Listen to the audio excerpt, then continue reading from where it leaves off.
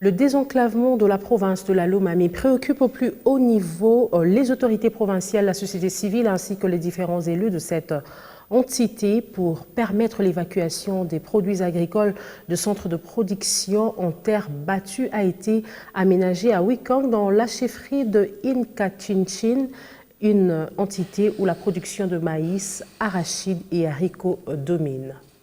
Appelée entité à vocation agricole, la province de Lomami a besoin des infrastructures aéroportuaires de qualité pour son désenclavement. De produits vivriers comme le maïs, l'huile de palme, les haricots, les maniocs et autres sont produits en grande quantité dans les territoires de Lulu, Gandajika, Lubao et Kabinda. Mais les transports vers les centres de consommation posent énormément de problèmes à cause des mauvais états des routes. Parfois, une réponse à cette difficulté, c'est l'aménagement des aérodromes dans les différents territoires et villes de cette entité. C'est dans l'objectif de permettre les aéronefs de bien faire les atterrissages. Pour ce faire, un aérodrome mesurant 50 mètres de largeur et 1100 mètres de longueur a été aménagé à Wikang dans la chefferie des Inkanichin au territoire des Lulu par le service cadastral local avec l'appui de personnes de bonne volonté qui veulent voir leur entité se désenclaver. Selon M. Moussa Samouamba, chef de centre cadastral de cette chefferie qui supervisait ces travaux, un aéronef peut désormais atterrir sans difficulté.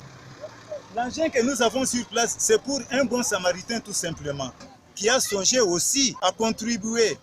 Il a contribué avec son engin, mais nous, les techniciens, ça fait mal au cœur.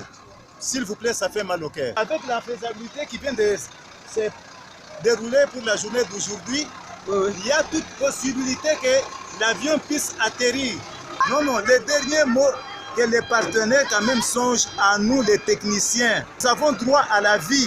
Y aura-t-il une compagnie d'aviation qui commencera à faire le vol pour les transports de produits agricoles? Oui, affirment certains élus nationaux et provinciaux que nous avons contactés. Il s'agit de la compagnie Soterel qui, selon les informations en notre possession, effectuera son premier vol inaugural d'ici fin octobre. À partir de ces vols, les Quinois vont sûrement déguster des denrées bio de cette entité, à laisser entendre sous l'anonymat un élu du coin qui n'a pas voulu vendre la peau de l'ours avant de l'avoir tué, car dit-il, il travaille pour l'homologation de cet aérodrome par les services compétents et sa prise en compte parmi les aérodromes publics, signalant qu'au-delà de l'aérodrome d'Intunta à Kabinda, appartenant à l'État congolais et celui de l'église catholique à Nzewe, plus de 15 aérodromes existent dans cette province. Malheureusement, la plupart sont impraticables par manque d'entretien et maintenance.